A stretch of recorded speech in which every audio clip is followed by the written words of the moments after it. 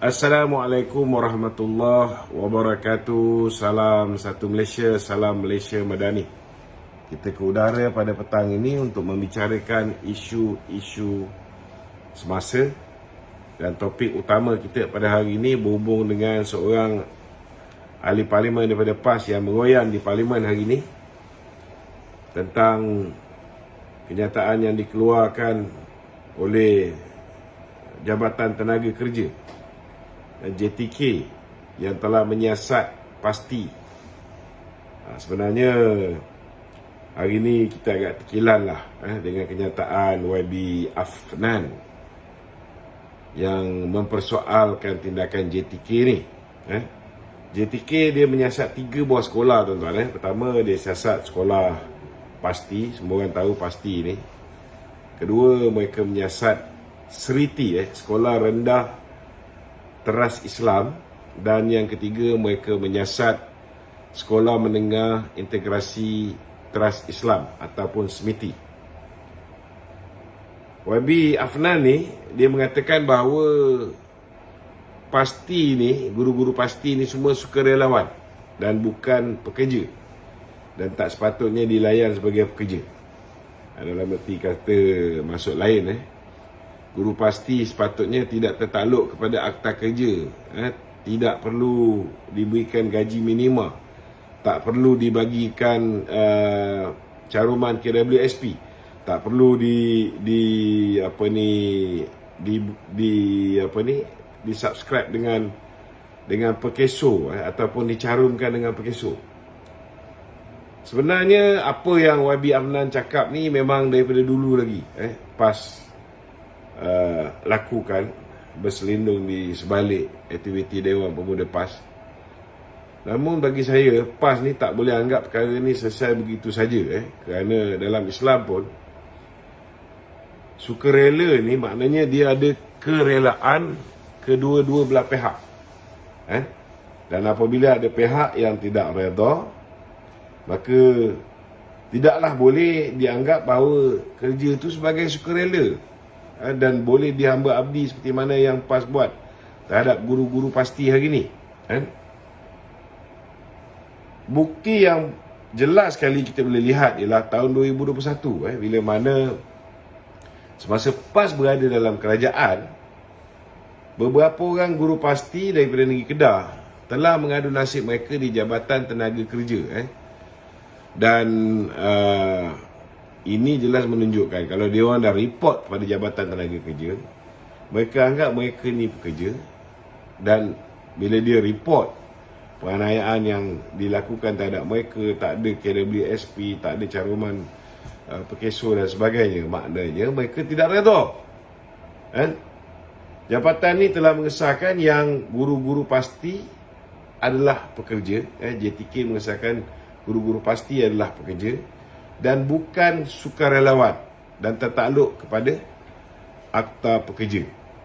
Dan kes ini diputuskan pada tahun 2022 bulan Mei, masa zaman PN dan PAS memerintah. Kemudian pada September 2023, Mahkamah Tinggi telah menolak keputusan JTK yang mendenda pasti Ibnu Malik sebanyak RM20,000.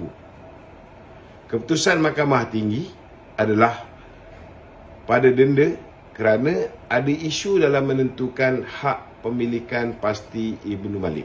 Ini kita kena jelas, tuan-tuan. Okey. Namun dalam hal menetapkan bahawa guru pasti ini adalah pekerja ataupun tidak, ianya tak diusik, ianya tidak diusik. Maknanya tafsiran guru pasti sebagai pekerja dan tertakluk di bawah akta pekerja adalah sah dan diteruskan. Maknanya mereka ni tertakluk di bawah akta pekerja. Dan siapa timbalan Menteri Sumber Manusia pada tahun 2022, tuan-tuan? MP PAS daripada Pendang sendiri, saya saudara. Jadi kini KSM fokus boleh tak? Kini KSM dengan arahan kabinet telah mengeluarkan arahan supaya semua pasti, Serenity dan juga SMITI disiasat dari segi guru-guru, cawangan KWSP dan pekeso. Dan dalam konsep Malaysia Madani hari ini, adanya konsep hormat dan ihsan. Dan saya nak tanya dengan PAS ni, adakah mereka tidak menghormati guru-guru pasti mereka sendiri dengan hanya memberikan allowance yang sangat rendah, sedangkan pemimpin mereka memakai kenderaan mewah, hidup mewah, duduk banglo mewah Adakah PAS meletakkan sikap ihsan kepada guru-guru pasti ni dengan allowance yang sangat rendah setara dengan budak-budak intern? Tapi perlu kerja macam daripada pagi hingga petang, ikut office hours. Oleh itu bagi saya lah, kerajaan melalui JTK ni, KSM itu sendiri, mereka perlu membantu untuk memastikan rakan-rakan guru-guru pasti ni, semiti ni, perlu diselamatkan ataupun perlu diberikan pembelaan. Kerana bagi saya, hari ni mereka ni semua sudah jadi masuk dalam kategori miskin tegar, tuan-tuan, dengan gaji yang diberikan oleh pihak pasti ni. PAS ni meletakkan guru-guru pasti ni hanya sebagai sukarelawan dengan allowance yang rendah, dan mungkin mereka mengumpan mereka ni dengan ganjaran pahala, seolah-olah kalau makan gaji rendah, buat kerja untuk PAS, mereka diberikan balasan syurga agaknya. Jadi bagi saya lah, guru-guru PAS ni diminta untuk setia atas hanya landasan perjuangan, tapi dibiarkan hidup susah. Kemudian bila hidup mereka susah, kemarahan mereka akibat daripada kesusahan yang mereka lalui, akhirnya dipindahkan pula kepada kerajaan memerintah, kononnya harga barang mahal dan sebagainya. Kalau dah gaji itu begitu rendah, macam mana mereka nak hidup selesa dan mampu untuk meneruskan kehidupan mereka? Kerana hakikat dia, gaji mereka terlalu kecil dan mereka tidak mampu untuk meneruskan kehidupan mereka sebagai seorang pekerja dan rakyat biasa. Jadi kalaulah ada guru pasti yang bijak sikit berfikir, yang melawan puak PAS ataupun pasti ni, mereka ni tuan-tuan dipecat. Mereka dipecat. Jadi melalui kerajaan Madani ni, KSM ataupun Kementerian Sumber Manusia cuba untuk bantu agar guru-guru pasti ni, pertama sekali mendapat gaji minimum, kedua mendapat caruman KWSP untuk masa depan mereka, untuk hari tua mereka, ketiga caruman pekeso untuk keselamatan mereka. Dan saya juga setujulah dengan cadangan kawan-kawan kita yang merasakan bahawa setiap premis pasti ini juga perlu disiasat. Kerana pertama sekali mereka kena ikut garis panduan PBT, kedua mereka kena ikut garis panduan bomba. Takkanlah Tafiz, contohnya Tafiz yang terbakar dekat Keramat tu, akhirnya menyebabkan semua Tafiz kena dapat kelulusan bomba, kena dapat kelulusan PBT, supaya kita tak nak lagi ada pasti-pasti yang membahayakan keselamatan. Jadi benda-benda macam ni sepatutnya MP PAS ni kena fikir dan teliti. Mereka tak boleh terus-menerus mengambil kesempatan ke atas guru-guru pasti, guru-guru semiti dan sebagainya. Dan selain daripada itu, disebabkan pasti menerima pelajar seawal usia 4 tahun, maka bagi saya perlu pertama sekali garis panduan JKM tu dipatuhi, garis panduan KKM dari segi kesihatan juga dipatuhi, kemudian garis panduan Kementerian Pelajaran juga sewajarnya dipatuhi. Kerana ini bukan setakat mereka ada taska, mereka sekarang dah ada sekolah rendah, mereka juga dah ada sekolah menengah, tuan-tuan. Jadi biarlah semua sekolah, tak kira pasti ke ataupun apa juga, semiti ke, mempunyai keperluan asas yang mandatory bagi sekolah-sekolah biasa. Apa kelebihan ataupun istimewa sangat pasti ni sampai dia tak nak ikut langsung garis panduan yang dikeluarkan kepada tadika-tadika lain, taska-taska lain, kepada sekolah menengah, sekolah rendah lain. Ini benda yang saya rasa Kementerian Sumber Manusia ataupun JTK, Jabatan Tenaga Kerja, tidak boleh bagi muka pada puak-puak PAS ni. Jika KPM dan JKM mendapati ada loophole ataupun ada ketimpangan dalam undang-undang sedia ada yang menyebabkan pasti ni dan lain-lain terkecuali dengan garis panduan yang sepatutnya, maka pindalah undang-undang tu agar kita dapat memastikan anak-anak kita dan generasi kita selamat dan sihat. Demi negara ni, KPM juga perlu memastikan bahawa semua silibus dipasti dan lain-lain ni dan acap kali mereka mengajar anak-anak kita ni dengan tema kemerdekaan yang berbeza dengan apa yang dilakukan di peringkat nasional. Lagu Negaraku pun, kalau kita tengok video latar belakang yang jelas tidak standard seperti mana lagu Negaraku yang ditayangkan di sekolah-sekolah lain, dikemas dan sebagainya, mereka mengenepikan kepimpinan negara.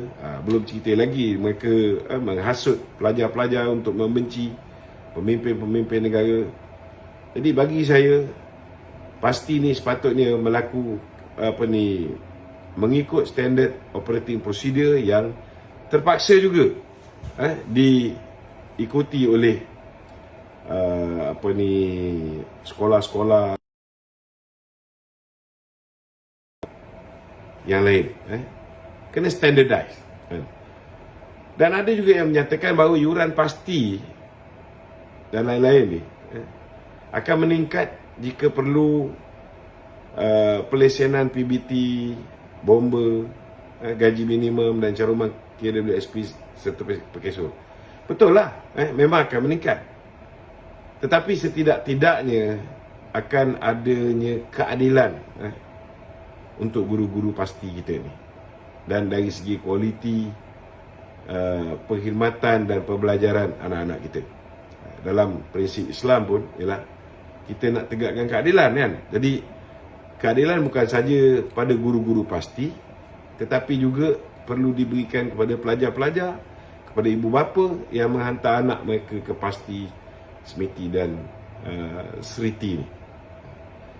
Para pelajar di seriti dan semiti, kebiasaannya mereka ni saudara menjadi mangsa dengan kekerapan pertukaran guru. Kerana guru ni dia orang layan macam guru sukarelawan. So dia tidak akan dapat konsisten, dapat guru yang sama daripada awal tahun sampai akhir tahun, kan? Mendidik anak-anak ni dengan serius, kan? Jadi kalau semua kena ikut SOP yang betul, maka kita akan pastikan bahawa di pasti, di seriti, di semiti, guru-guru yang ditugaskan di sana juga, kalau ada caruman KWSP, ada gaji minima dan sebagainya, mereka akan dapat guru yang berkualiti. Dan ini akan menguntungkan anak-anak orang PAS juga, kerana anak-anak orang PAS antara yang paling banyak saudara dihantar ke pusat-pusat pasti, seriti dan juga semiti ni. Jadi bagi saya lah, para guru pasti, seriti dan semiti ni, kan, jangan marah bila KSM sedang cuba untuk membantu anda. Kepada ibu bapa juga, jangan melatah. Jangan seronok sangat biarkan guru pasti ni hidup bawah garis kemiskinan. Ini bukan setakat bawah garis kemiskinan, tuan-tuan. Dah jadi macam miskin tegar dah. Adakah adil kita selesa atas penderitaan orang lain? Cubalah fikir benda ni. Kena bertimbang rasa sikit. Pada kerajaan, bagi saya, teruskan usaha anda, lakukan yang terbaik. Bukan hanya pada pasti, tapi tak kira lah semua sekolah yang wujud kat Malaysia ni, tak kira aliran bahasa Melayu ke, bahasa India ke, bahasa Cina ke, Tamil ke, kena pastikan bahawa pemilik sekolah-sekolah ni mengikut standard operating procedure yang kita ada, dan kita harap MP PAS ni tolonglah hormat guru pasti ni, dan hentikanlah daripada menindas guru-guru pasti ni.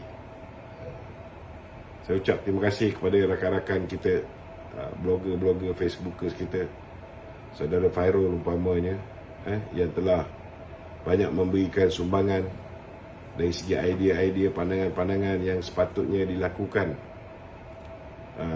di Pasti, di Semiti dan Seriti ni. Okey, kita berpindah kepada soalan-soalan lain. Kalau ada, insya-Allah saya akan cuba untuk menjawab satu persatu.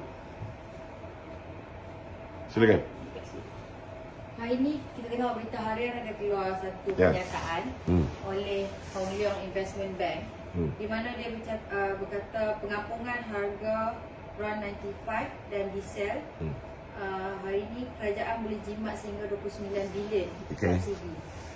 So apa pendapat Datuk mengenai penarikan semula subsidi kerajaan kalau kita beralih ke subsidi bersasar? Pertama sekali, saya rasa saya dah berulang cakap pasal subsidi bersasar ni daripada tahun 2014 kita tarik subsidi Disember. Sebelum tu lagi kita dah bercakap. Mana 2012 kita dah mula cerita tentang bagaimana tidak adilnya subsidi pukal. Kerana umum kena tahu bahawa contohnya sebelum kita tarik subsidi pada 1 Disember 2014, subsidi RON95, diesel dan LPG ni yang dapat nikmat kepada golongan the B40 ni cuma 30% je. Maknanya dalam arti kata lain, kita ambil duit pembayar cukai, kita bagi subsidi. Subsidi ni apa? Subsidi ni bantuan, pertolongan daripada kerajaan kepada rakyat dia. Tetapi subsidi ni diberikan 70% kepada orang yang paling kaya dan kelas menengah. Dan B40 ni hanya menikmati 30%. Itu dulu. Itu dulu. Hari ini dah meningkat. B40 ni hanya menikmati 25%. Dan lagi 75% pergi kepada golongan kelas menengah dan kelas paling kaya. Simple yang untuk tuan-tuan faham. B40 ni paling kuat pun mereka ada kereta Kancil, Myvi, Beza, yang mungkin mereka pergi kerja pun naik motor. Kalau ikut harga dulu, sekitar Jun 2014 dulu, kita punya subsidi minyak baru 68 sen 1 liter. Kalau subsidi minyak 68 sen 1 liter pun, orang yang pakai Myvi akan menikmati lebih kurang, kalau isi minyak tangki penuh RM50, dia akan dapat lebih kurang dalam RM17.40. Kelas menengah yang pakai Honda Accord 2.0 ataupun pakai perdana bisik, mereka akan dapat lebih kurang 50 lebih ringgit, RM54. Itu kelas menengah. Kelas menengah pun dah dapat 3 kali ganda lebih banyak daripada yang kelas B40. Habis apa jadi bila orang yang datang naik Jaguar, naik Mercedes-Benz, R-Class, mereka masih boleh pakai RON95. So, nilai subsidi yang mereka nikmati disebabkan kereta mereka ni lebih kuat konsum petrol. Lagi banyak yang kerajaan kena subsidi kat orang yang maha kaya. Jadi bagi saya benda ni memang sangat tak adil. Dan saya rasa apa yang dilakukan oleh Kerajaan Barisan Nasional dulu, hari ini sudah dipahami oleh semua yang berada dalam kerajaan perpaduan. Kalau dulu ada yang menentang, hari ini bila duduk dalam kerajaan, dengan data-data yang mereka perolehi, mereka baru sedar kenapa dulu kita hentikan subsidi pukal, yang mana semua orang dapat sama nilai dia, tapi orang kaya guna lebih, yang menyebabkan mereka dapat subsidi lebih daripada kerajaan. Hari ini kita kena pindah kepada subsidi bersasar dalam bentuk BRIM, dan sekarang ni dipanggil sebagai STR, bantuan awal persekolahan. Dulu kita buat klinik rakyat satu Malaysia, hari ini sudah ada apa dipanggil, klinik madani, kan. So kita kena bagi bantuan tu dalam bentuk yang lebih bersasar supaya ianya lebih adil dan lebih saksama. Adil ni tak bermakna semua orang kena bagi sama rata, kan? Adil ni maknanya semua orang kena diberikan secara saksama. Itu sebabnya wujudnya padu dan sebagainya. Kalau dulu B40, pendapatan bawah 4,000 umpamanya, anak dia seorang, dia duduk di kampung pun dia dikira B40, kan? Dia menikmati STR. Tetapi hari ini dengan padu, ada lebih 200 agensi yang membekalkan maklumat, memperincikan maklumat data peribadi seseorang. Kita boleh pastikan bahawa setiap orang tu berapa dia punya pendapatan bersih boleh guna. Dan ini membolehkan orang yang mungkin gaji dia lebih 4,000, tetapi dia ada anak ramai dan dia duduk di kawasan bandar, cost of living lebih tinggi, mereka juga boleh mendapat bantuan daripada kerajaan, bantuan STR dan bantuan-bantuan yang lain. Ini benda yang kita perlu rakyat faham. Okey. Betul. Boleh nak minta Tok ulas sikit ke pasal gambar itulah semalam, pertemuan di antara Ketua Whip Hamzah dan Timbalan Perdana Menteri kedua kita tu. Dulu bila PMX suruh Hamzah ni pergi berjumpa dengan Datuk Seri Fadilah Yusof, Yang Amat Berhormat Datuk Seri Fadilah Yusof, Timbalan Perdana Menteri kedua, mereka kata mereka takkan jumpa. Tapi hari ini alhamdulillah lah, setidak-tidaknya mereka telah buang ego mereka, dan hari ini mereka sudah mengadakan pertemuan, kan? Mungkin duit-duit orang pakai lama semua dah habis, kan? Sekarang mereka mula nak apa? Bak kata orang tu, nak berbincang dengan kerajaan untuk mendapatkan bantuan ataupun untuk mendapatkan peruntukan untuk MP mereka. Bagi saya benda yang baik kita kena cakap baik lah, kan? Benda yang tak baik yang mereka buat kita bantah. Benda yang baik yang mereka buat demi untuk menjaga rakyat di kawasan parlimen masing-masing, yang tu kita sokong. Okey? Ada yang nak naik ke tak? Ada satu yang nak naik. Abdul Hafiz. Silakan Hafiz. Assalamualaikum. Hafiz. Ya, silakan Hafiz. Boleh dengar? Boleh. Okey, Assalamualaikum Datuk. Terima kasih. Waalaikumsalam. Saya sebenarnya tunggu kat live Datuk ni, tapi sekarang ni time dah agak lari sikit. Ya, betul. Jadi, okey, ada beberapa soalan yang saya nak tanya.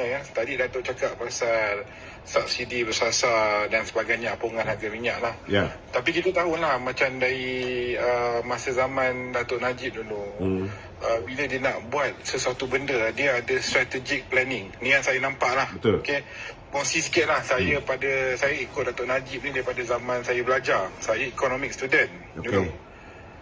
Okey, jadi saya nak,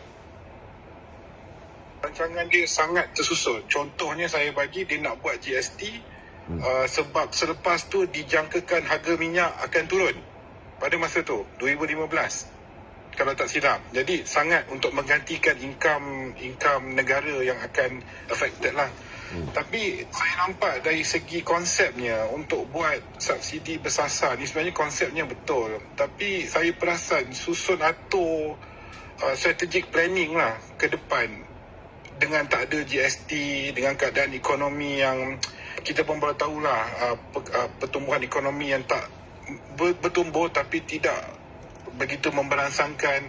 Kalau kita buat subsidi bersasar, Datuk, apa pendapat Datuk? Adakah ia akan membantutkan lagi kuasa berbelanja rakyat? Secara konsepnya saya setuju. tapi dari segi perancangan yang lebih strategik Dato', ini saya amat bimbang lah. Saya tengok mungkin 2-3 tahun ke depan lah. Pendapat Dato' tentang ni? Dia masa zaman Datuk Seri Najib tu, memang Datuk Seri Najib pada ketika itu hasil petroleum kita, kalau tak silap saya menyumbang kepada 42% pendapatan negara pada ketika itu. Betul. So Betul. bagi Datuk Seri Najib, ianya seolah-olah macam satu time bomb. Kalau misalnya negara tiba-tiba kehilangan hasil minyak ataupun harga minyak dunia jatuh dan sebagainya, kita akan berhadapan dengan masalah. Betul. Itu sebablah beliau mengambil keputusan untuk diversify our source of income ataupun memperbagaikan sumber pendapatan. So dia cari banyak ruang macam mana kita boleh increase income kita, boleh dapat source income daripada sumber-sumber yang berbeza. Itu yang menyebabkan tahun 2015 kita mulakan GST. Walaupun GST ni kita tahu boleh membunuh kerajaan. Umpamanya John Howard, tak silap saya, Perdana Menteri Australia, bila mereka memperkenalkan GST, kerajaan dia jatuh. Kerajaan dia kalah pilihan raya. Datuk Seri Najib sedar benda ni, tapi dia rasa benda tu perlu dibuat kerana ianya baik untuk negara. Itu sebab ada lebih daripada 160 negara melaksanakannya.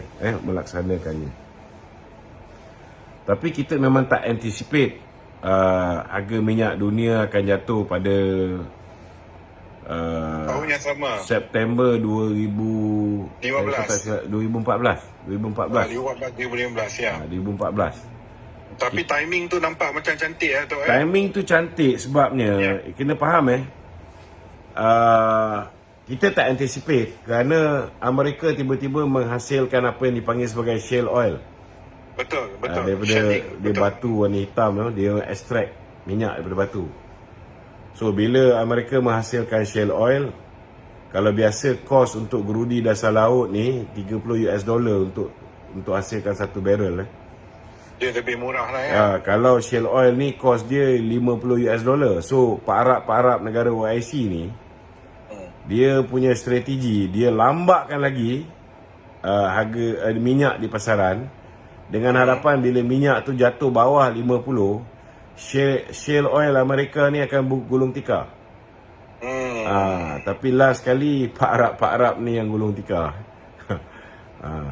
Bila harga minyak dah terlalu rendah. So kita punya nasib kita baik pada ketika tu ialah bila kita kita tarik balik subsidi minyak tu. Pada ketika itu disebabkan lambakan minyak di pasaran, demand untuk minyak kurang tapi penawaran lebih, harga minyak jatuh. So rakyat tak terasa tau. Malah pada ketika tu Mesir naikkan harga minyak, Saudi naikkan harga minyak Dan untuk makluman dulu Saudi punya minyak ni begitu murah. Tapi hari ni walaupun Saudi ni dia ni negara pengeluar minyak yang mengeluarkan minyak 17.5 kali ganda lebih banyak daripada Malaysia. Saya nak beritahu hari ni harga minyak Malaysia ni lagi murah daripada Saudi. Harga minyak Malaysia ni lebih murah daripada Saudi. Itu yang PMI kata dulu Saudi ni 1 liter 50 sen. Itu sebab dia ketika itu dia merasakan bahawa Malaysia pun boleh bagi RM1.50 kan.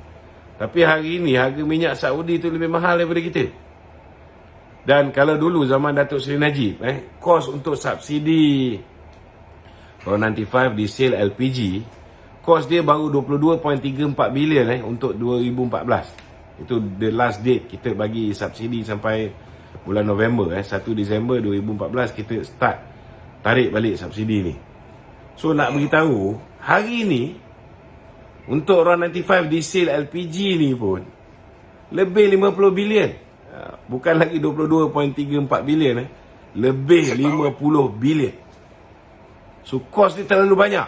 Kalau kerajaan terus menerus bagi subsidi untuk RON95 diesel dan benda ni pula lebih banyak dinikmati oleh orang kaya, kelas menengah berbanding dengan rakyat biasa. maka memang kerajaan ni membuat satu tindakan yang salah lah. So bagi saya, untuk mereka meneruskan polisi yang dilakukan oleh Datuk Seri Najib tu, itulah sepatutnya berlaku. Cuma mereka belum laksanakan balik GST. Kena faham kalau nak ikutkan, saya rasa hari ni PMX pun dia sedar. Dulu pun 1993 dia pun nak laksanakan GST. Kan? Tapi disebabkan situasi ekonomi kita pada ketika itu dan sebagainya, kita tak dapat nak buat. Kita tangguhkan. Zaman Daim pun 83 kita dah hantar orang pergi belajar di South Korea tak silap, untuk study pasal GST ni. Tapi tak boleh buat. Zaman Pak Lah pun nak buat tapi tak boleh buat. Zaman Najib dia umum nak buat, dia buat. Saya nak beritahu, bila kita laksanakan GST ni, dia akan ada kesan sampingan. Contohnya macam kadar inflasi akan meningkat. So hari ni, walaupun kadar inflasi kita sangat rendah, 1.5, tapi rakyat masih lagi berhadapan dan merasa kesan kenaikan harga barang tu. Walaupun tak semua barang, walaupun on paper, secara puratanya semua barang ni kadar inflasinya dah begitu rendah. Kalau nak banding dengan zaman Ismail Sabri Ogos 2022, itu paling tinggi tahap pada ketika tu. Sekarang ni walaupun sangat rendah, tapi dekat luar sana orang yang terkesan dengan harga barang ni memang masih terasa. Memanglah on paper cantik, 1.5% kadar inflasi, nampak rendah. Tapi disebabkan contohnya lah, kalau kita tengok harga murtabak lah, dulu zaman Muhyiddin, minyak masak lagi mahal daripada zaman Datuk Seri Anwar. Harga tepung lagi mahal daripada zaman Datuk Seri Anwar. Tapi ketika itu peniaga boleh jual murtabak RM5. Hari ni zaman Datuk Seri Anwar, harga tepung dah dikurangkan, harga minyak masak jauh lebih kurang, tapi murtabak dah naik RM10. Faham tak? Jadi mungkin atas dasar itu, walaupun memahami tentang perlunya negara kembali melaksanakan GST, ataupun kalau tak nak pakai GST orang takut, fobia ke apa, buka lah, tukar lah VAT ke GGT ke, tak kira lah apa benda nama kita nak bagi Tetapi walaupun sedar bahawa GST tu bagus, dia self-policing, orang tak boleh lari daripada membayar cukai, dia memantau diri dia sendiri. Tetapi kalau kita laksanakan sekarang, harga barang tetap akan naik. So perkiraan Datuk Seri Anwar ni, mungkin dia tak nak rakyat semakin sengsara dengan kenaikan kos bila mana pelaksanaan GST semula. Dan kena ingat juga bila GST ni kita laksanakan balik, kita kena tukar balik semua sistem ni, sistem perakkaunan, post POS sistem dekat setiap kedai, daripada SST ni kena tukar balik kepada sistem GST. Ini melibatkan implikasi kewangan yang akan peniaga-peniaga pindahkan lagi kepada rakyat, kepada pembeli-pembeli. So it's not a good transition phase lah sekarang ni tu Memang saya rasa lah, kalau tanya dengan saya, suka tak suka, GST ni kena buat paling lambat tahun depan. Kalau kena balik semula kepada sistem GST tu.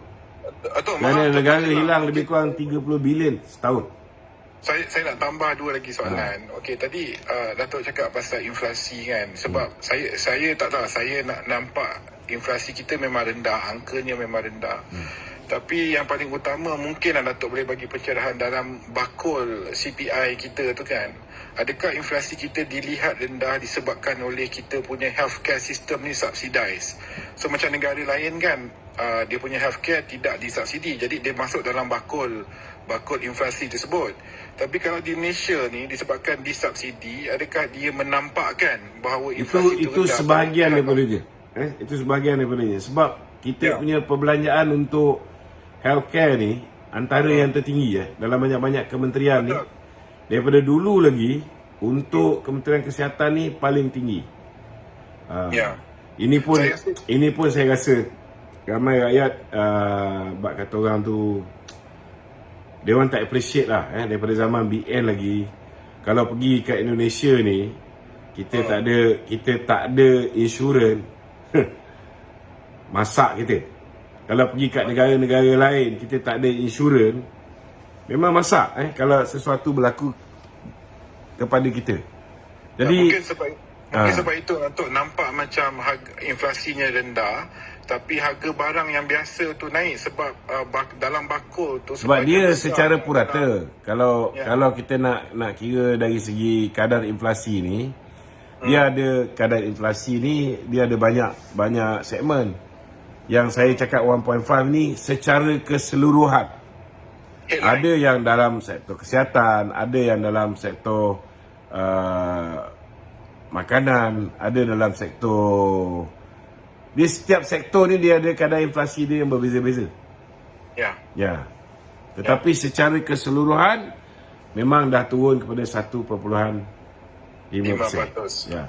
Okey, soalan tambahan lagi satu tuan.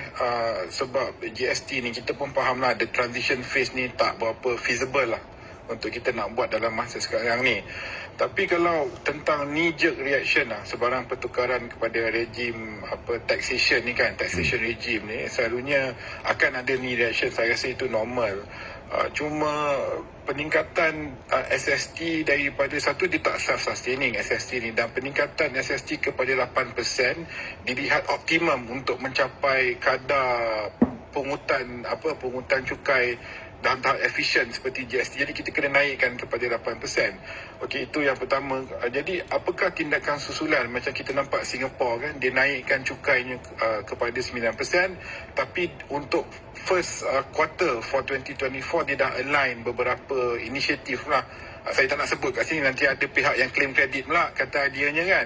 Dia dah susun beberapa inisiatif event untuk menarik pelancong, untuk mengutip lagi pelancong bayar kenaikan cukai tersebut. Jadi dia dapat memberi sedikit manfaat lah. Apa pendapat Datuk tentang saya risau strategic planning Malaysia ni? Konsepnya saya setuju.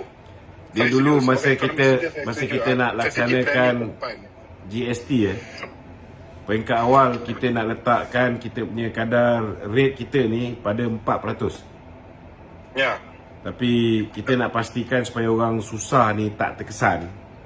Dan bila kita kaji orang yang berpendapatan RM2,000 ke bawah ni, mereka belanjakan 60 to 40% gaji mereka tu untuk keperluan asas. Makanan, pakaian, makanan, kemudian lagi 30 to 40% dia orang belanja untuk kesihatan, untuk pendidikan anak-anak, untuk perbankan, bank loans, service loan dan sebagainya. Itu sebabnya GST Malaysia ni kita buat beza macam GST di Singapura. Singapura ni dia pukul rata semua sekali sama.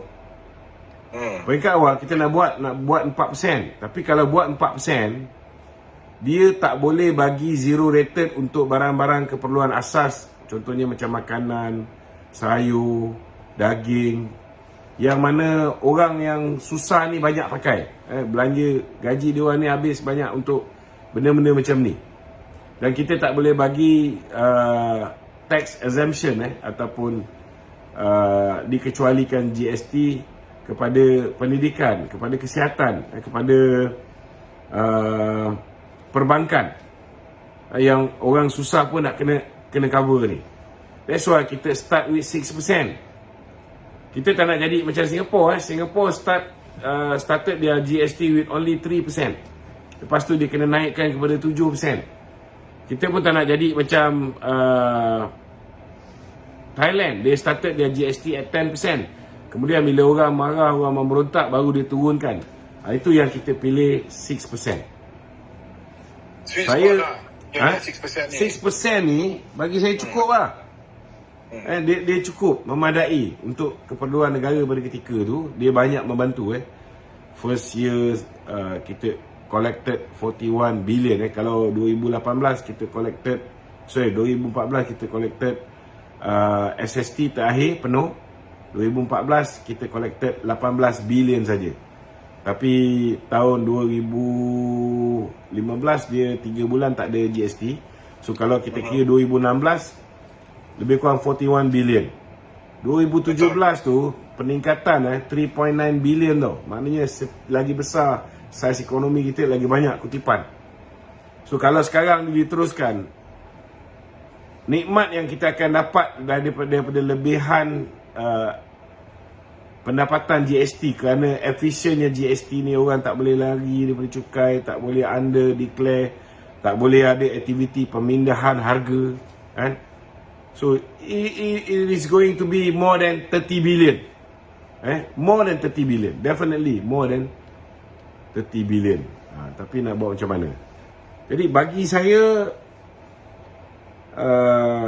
kerajaan punya usaha naikkan SST dari 6 ke 8% itu, saya rasa kerajaan pun sedar itu bukan yang terbaik. GST itu masih lagi yang terbaik. Kerana apa ni, nak elakkan rakyat ni lebih sengsara. Kalau kita tukar rejim cukai kita ni, kenaikan harga barang akan berlaku, kadar inflasi akan berlaku. That's why terpaksa juga guna kaedah daripada 6% naik kepada 8%. Tapi itu pun kerajaan cukup berhati-hati. Kita ada benda-benda yang melibatkan orang susah ni, dia tak kena kenaikan ni. Maknanya kita pilih-pilih juga. Macam zaman dulu lah, kita ada 3 kadar. Kita ada perbekalan standard, perbekalan dikecualikan dan zero rated. Kita punya sistem GST kita. Dan itu juga sebab ada orang banyak komplain pasal nilai ringgit. Engkau cuba kita bayangkan kalau kita letak diri kita pada kedudukan PMX, takkan dia tak nak tengok semua indeks prestasi ekonomi ni cantik. Dia dah ada banyak dah dari segi foreign direct investment cantik. Baru-baru ni 329 bilion kadar pelaburan yang telah pun FDI yang telah diluluskan. Dah cantik. Bursa saham Kuala Lumpur pun dah mula okey. Betul. Lepas tu kita punya kadar inflasi cantik, kita punya kadar pengangguran dah turun. Banyak, semua indeks prestasi ekonomi kita ni dah menunjukkan sangat positif. Itu sebab orang banyak yakin nak buat berniaga dengan Malaysia ni. Tapi takkanlah kita tak terfikir, PMX pun sudah pasti nak tengok satu loopholes ataupun satu benda yang tak berapa cantik. Contohnya mata wang kita tak cantik, kan? Kalau kita ikut, kita nak juga mata wang kita pun cantik, kukuh balik, senang je kita naikkan interest rate ataupun kadar OPR kita. Tetapi saya tengok PMX ni dia akan fikir macam mana nak selamatkan rakyat terbanyak. Kerana rakyat terbanyak ni lah yang ambil loan rumah. Rakyat terbanyak ni lah yang ambil loan pinjaman peribadi. Bank rakyat punya pinjaman peribadi ke apa. You naikkan OPR sama dengan Amerika 5.5, mampus. Mati rakyat kita. Lebih teruk daripada bila kita tarik subsidi minyak ni. Kita tarik subsidi minyak ni, setidak-tidaknya kita pulang balik dalam bentuk subsidi bersasar. Tapi jangan pula nanti ada orang-orang yang rasa dia patut dapat, tapi dia tak nak isi padu. Dia tak isi padu, lepas tu dia blame government. Dia banyak percaya dengan TikTok yang dikeluarkan oleh Perikatan Nasional. Dia takut nak isi borang padu. Kalau orang kaya takut isi borang padu tu okey jugalah, sebab dia orang ni tak nak income tax apa ni kejar mereka, betul tak? Tapi kalau dah engkau ni kategori B40, engkau tak nak isi borang padu. M40 juga tu. M40 kan. Yang M40 pun ada yang layak juga untuk dapat apa ni STR. Betul. Betul tak? Betul. So kalau you tak nak isi and you are not entitled, untuk dapat bantuan. Kita lepas ni tarik, contohnya tarik subsidi diesel, kita tarik subsidi RON 95, lepas ni kita pulangkan balik dalam bentuk bersasar. Kita bagi direct kepada the right target group. Kalau you tak isi borang padu, macam mana? So nak salahkan semua pun tak boleh. So itu sebabnya saya nampak PMX sekarang ni, kalau dia fikir ego dia nak clearkan satu hurdle ni, yang kadar tukaran wang asing kita berbanding dengan dolar Amerika tak cantik. Boleh kita naikkan OPR, tetapi yang terpaksa bayar dia ialah berjuta rakyat Malaysia yang ada loan rumah, loan peribadi. Mereka akan sengsara sesengsaranya, kan? Tapi hari ni bila mata wang kita tak kuat, memang ada pihak yang rugi. Contohnya mereka yang beli barang-barang import. So tapi ada positifnya juga. Ianya akan membolehkan produk tempatan lebih laku. Kalau dulu orang banyak bercuti di luar negara, hari ni mereka masih boleh bercuti di luar negara, tapi carilah negara yang keadaan mereka ni lebih teruk daripada kita. Contohnya lah kan Turki, mereka terjejas lebih teruk daripada kita kerana pertukaran mata wang mereka berbanding dengan US dollar lebih teruk. Betul. Even nak beli barang, kalau tak nak beli barang daripada mereka, kita carilah barang daripada Jepun. Jepun pun sama dengan kita. Mereka fikir tentang rakyat mereka. Mereka tidak naikkan kadar OPR mereka. Itu sebabnya mata wang mereka berbanding dengan US dollar memang teruk juga. So kita boleh pindah untuk cari produk-produk daripada negara-negara ni. Tapi tak semualah. Ada juga benda yang kita terpaksa juga ambil daripada Amerika. So orang macam ni memang akan terjejas. Orang yang hantar anak belajar di Amerika, orang yang contohnya lah beli barang daripada Singapura ataupun negara-negara yang bila nilai American dollar mengukur, nilai mata wang negara tersebut juga mengukur, sudah pastilah akan ada kesan. Tetapi saya nampak kerajaan hari ini lebih memikirkan tentang soal rakyat terbanyak. Kalau rakyat yang terkesan akibat kenaikan nilai US dollar ni berbanding dengan ringgit Malaysia, lebih kurang berbanding dengan rakyat yang terkesan akibat daripada kalau kita naikkan kadar OPR kita. Maka itulah sebabnya negara mengambil keputusan untuk memilih tidak menaikkan kadar OPR berbanding dengan mengikut jejak langkah Amerika. Dan Amerika pun dah buat announcement dah. Dia orang tidak akan naik lagi kadar OPR. Betul. Amerika dah buat announcement dah. Okey. Sebelum saya ni, terima kasih banyak. Cuma saya ada sedikit ni, saya nak cakap, FOMC memang pagi tadi dah cakap lah dia maintain dia punya OPR. Tak ada masalah. And then pasal mata wang kita, pada pendapat saya, mata wang kita ni dah undervalue. Seperti Turki, saya rasa lebih baik kita jaga domestic ekonomi daripada kita sibuk kejar mata wang, sebab mata wang ni ada spekulator. Kita duk kejar-kejar mata wang, nanti duit kita yang habis sebenarnya. Baik kita biarkan dia terus undervalue dan mungkin dia akan dia sebenarnya dia ada juga yang positif. Betul, ada. Kalau dulu kalau kita nak melancong, tempat yang kita boleh melancong mana? Indonesia, Thailand. Hari ni satu dunia beranggapan tempat yang paling best untuk melancong Malaysia. Betul. Sebab mereka jadi orang kaya bila mereka datang sini. So ini akan membantu merancakkan lagi sektor pelancongan kita. Kita punya industri kecil sederhana pun akan berkembang. Kita punya F&B business akan lebih baik. Hotel-hotel kita akan laku. Sebenarnya tu konsepnya, macam saya cakap, konsepnya saya setuju. Cuma strategic planning ni, maksudnya kita kena take advantage tu atas benda-benda ni semua. I have got to go, Dato'. Anyway, saya nak minta satu je daripada Dato' dan semua kepimpinan UMNO. Kami amat rindukan Dato' Najib Razak lah. Saya harap ada sesuatu yang dapat dilakukan. We really miss him, miss his kita doakan insya-Allah and his leadership, Dato'. Okey, assalamualaikum, Tok. Terima kasih. Waalaikumsalam warahmatullahi wabarakatuh. Ada soalan ni?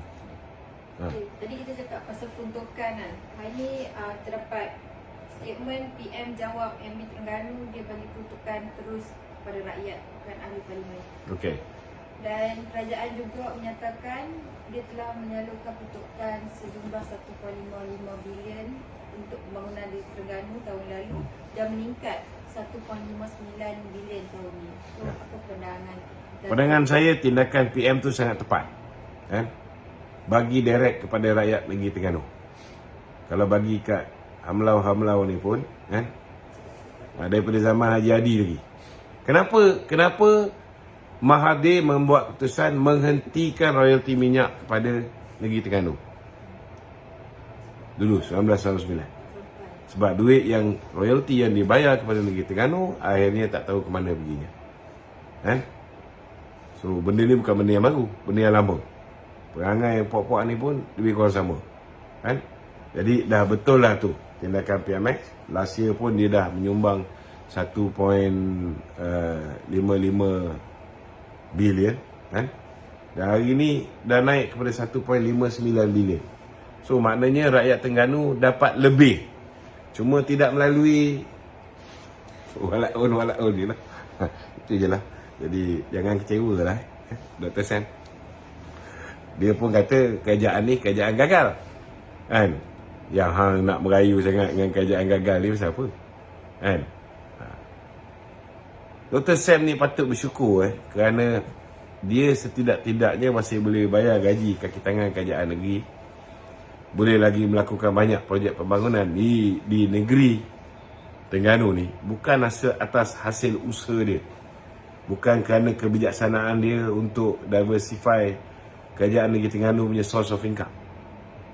Lebih kepada mengharapkan duit royalti minyak daripada kerajaan pusat.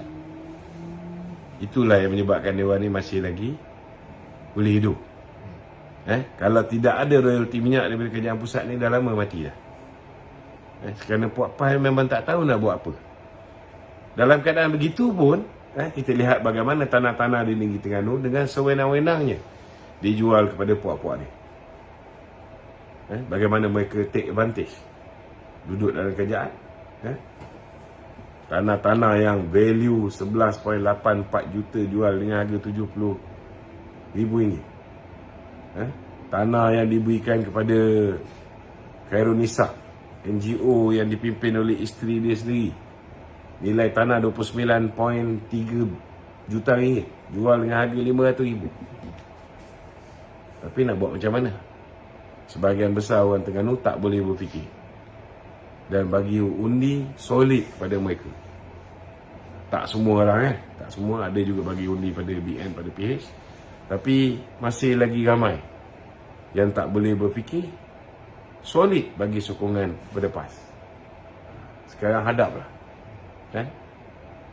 Okey? Itu je. Okey. Assalamualaikum warahmatullahi wabarakatuh.